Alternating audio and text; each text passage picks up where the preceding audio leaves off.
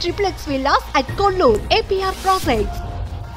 But Venkateswara గారు మీరు చాలా సెన్సిటివ్ ఎమోషనల్ అని చెప్పారు. పురంధేశ్వరి గారికి చాలా ఓర్పు, కోపడరు అని చెప్పారు.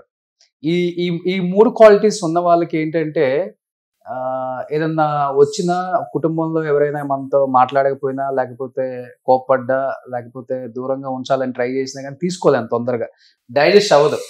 అదే ఆలోచిస్తూ ఉంటాం, ఇద్దరు కూర్చున్నా కానీ మదన పడుతూ ఉంటాం లోపల తెలియకుండా. అలాంటిది కేవలం రాజకీయాలలో వచ్చిన చిన్న చిన్న పొరపత్యాల వల్ల మీరు ఒక ఇంటర్వ్యూలో చెప్పారు 30 సంవత్సరాలు బాబు గారితో మాట్లాడలేదని. ఆమె ఆర్కే గారి ఇంటర్వ్యూలో చెప్పారు భువనమ్మ గారితో ఆమె కూడా 30 సంవత్సరాలు మాట్లాడలేదు. ఇద్దరు తింటున్నప్పుడు లేకపోతే ఇద్దరు కూర్చున్నప్పుడు కుటుంబాల కలయిక కలిసినప్పుడు అందరం బాగుంటున్నాం, మేమిద్దరం బాగుంటలేదు, మా రెండు కుటుంబాలు బాగుంటలేదు అని బాధపడిన సందర్భాలు ఎన్నో ఉంటాయి. మేము ఇలా ఉన్నా కూడా మా పిల్లల్ని ఎప్పుడు కూడా మేము రిస్ట్రిక్ట్ చేయలే. మేము మాట్లాడుకున్నప్పుడు డే 1 నుంచి కూడా మా పిల్లలు పూనంతో మాట్లాడటానికి కానివ్వండి, లోకేష్ తోటి మాట్లాడటానికి కానివ్వండి, మేము ఎప్పుడు కూడా వద్దు అని కానీ ఇలా చెప్పలేదు. వాళ్ళు మాట్లాడుకోవటం అనేది మాకు తెలుసు, కానీ ఏం మాట్లాడుకున్నారు ఏమి అనేటటువంటి కూడా మాకు అవసరం లేదు. వాళ్ళని ఎప్పుడు రిస్ట్రిక్ట్ చేయలేదు. అంటే దీనిలో మెయిన్గా ఏముంటుంది అంటే ఒక అనుభవం ఉంటుంది, జీవితం పాఠాలు నేర్పుతూ ఉంటుంది. ఆ పాఠాలు నేర్పినప్పుడు అవి నేర్చుకుని దాన్ని అమలు చేయడానికి ఒక ప్రయత్నం జరిగితే ఎవ్రీథింగ్ స్మూత్ అవుతూ ఉంటుంది. మీరు చెప్పినటువంటి ఎమోషన్స్ ఇవి మన సహజవాద నేచర్ తోటి జరుగుతూ ఉంటుంది. కానీ అట్ ద సేమ్ టైం జీవితం పాఠం నేర్పుతూ ఉంటుంది.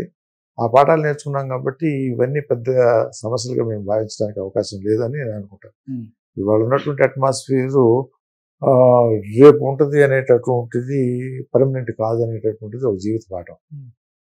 కాబట్టి అవకాశం వచ్చినప్పుడు అట్మాస్ఫియరు బాగుండాలి అనుకునేటటువంటిది అండర్ కరెంట్ ఉందనుకోండి, అవకాశం వచ్చినప్పుడు అందిపుచ్చుకోవటం అంతే, సింపుల్ అయిపోయింది. సో రియలైజేషన్ అనేది ఇప్పుడు వచ్చింది. మీకు అండర్ కరెంట్ ఉంటుంది, సందర్భం రావాలి, ఆ సమయం రావాలి, అప్పుడు అందిపుచ్చుకునేటటువంటి మనస్తత్వం ఉండాలి. ఓకే, అది లేట్ అవ్వచ్చు, ఇంకా దూరం కావచ్చు, ఇంకా దగ్గర కావచ్చు. ఇంకా దగ్గర అయింది కదా. అంటే దగ్గర అంటే చేసుకున్నప్పుడు మీ కళ్ళల్లో కన్నీళ్లు కనిపిస్తున్నాయి అందరికి ఆ స్టేజ్ మీద. అంత కన్నీళ్ళ వ్యవహారం ఏమి నాకు అనిపించలేదు, కానీ ఆయనకు కనిపించాయి బాబు గారికి. అంటే సన్నివేశం నాకు చాలా మంది వెళ్తా ఉంటే నాకు నిన్న ఒంగోలులో మామూలుగా లేదు, పాత జనం మొత్తం వచ్చేసారు. సమావేశం వ్యాస పురస్కారాలు అని చెప్పి పెట్టి పిలిచారు. పిలిస్తే వచ్చినటువంటి జనం చూస్తే నాకు ఆశ్చర్యం. అందరూ అదే మాట, ఎక్కడికి వెళ్ళినా కూడా అదే చెప్తా ఉన్నారు. చూసినటువంటి సన్నివేశం అనేటటువంటి మాకు అందించింది.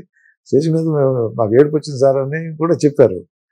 చెప్తే నేను ఆ రోజు ఆ సందర్భంలో పరిస్థితిని బట్టి నేను చెప్పాలి, బాధ్యత ఉంది కాబట్టి చెప్పేశాను అంతే. అనుకున్నానే కానీ నేను ఇంత ఎఫెక్ట్ ఉంటుందని చెప్పి నేను అనుకోలేదు. కానీ ఎక్కడికి పోయినా కూడా ఆ సన్నివేశాన్ని చాలా టీవీలకి బాగా అతుక్కున్నట్టున్నారు ఆ రోజు.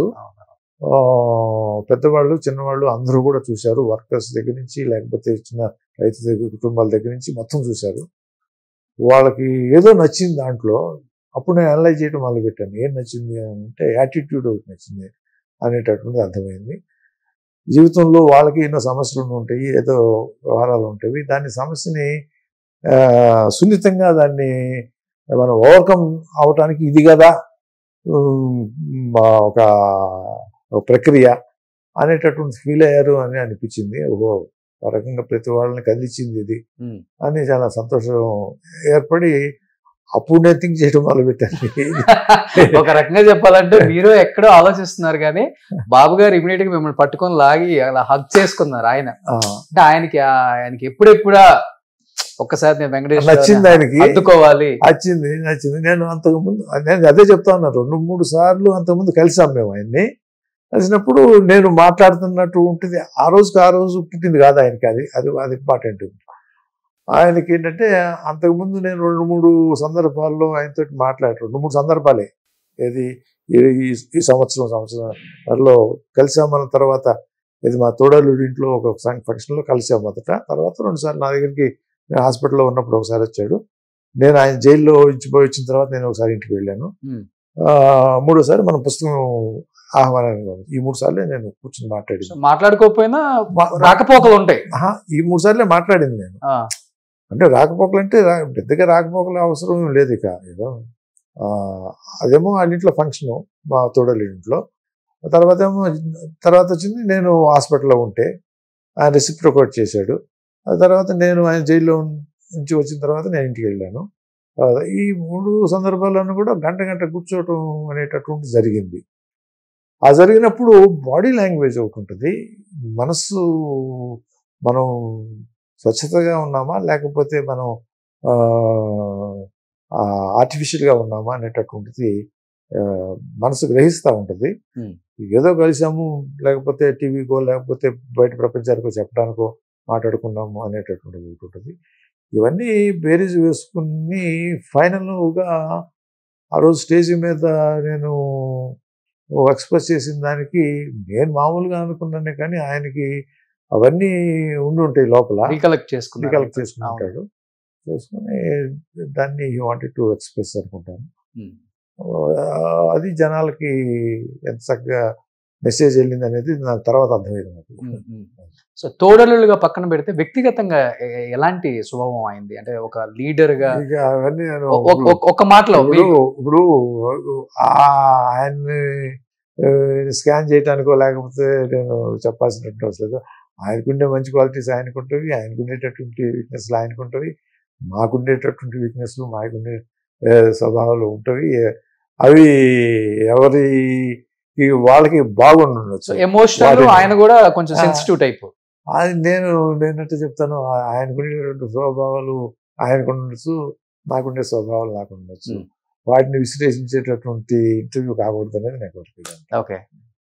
సో బట్ అప్పుడు కూడా పార్టీలో ఉన్నప్పుడు ఎప్పుడు కూర్చొని ఇద్దరు మాట్లాడుకున్న సందర్భాలు లేవా సార్? ఆ రోజుల్లో ఇప్పుడు యంగ్ బ్లడ్, ఆ రోజున ఇద్దరికి ఆశ అంటామా యాంబిషన్స్ అంటామా ఉంటవి. అవి పాఠాలు నేర్చుకుని నేను చెప్పాను కదా, మనం పాఠాలు నేర్చుకున్న ఒక నేపథ్యంలో దాని నుంచి క్రమేణా పరివర్తన రూపం ఒక పరిణామమే ఆ స్టేజ్ అనుకోండి. అది సో 2 కళ్ళు సరిపోలేదు తెలుగు ప్రేక్షకులకి.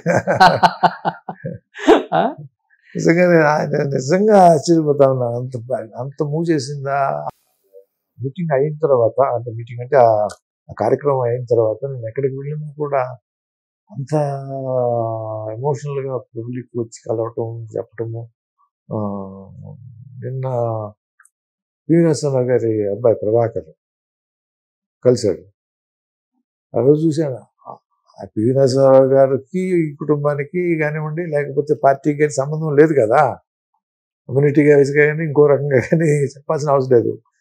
వచ్చి నాటి గారు చూశాను. నేను చాలా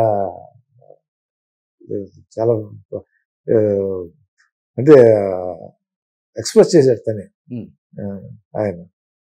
అలా ఎక్కడికి వెళ్ళినా ఆఫీసర్స్, ఐఏఎస్ ఆఫీసర్స్ పాపం వాళ్ళు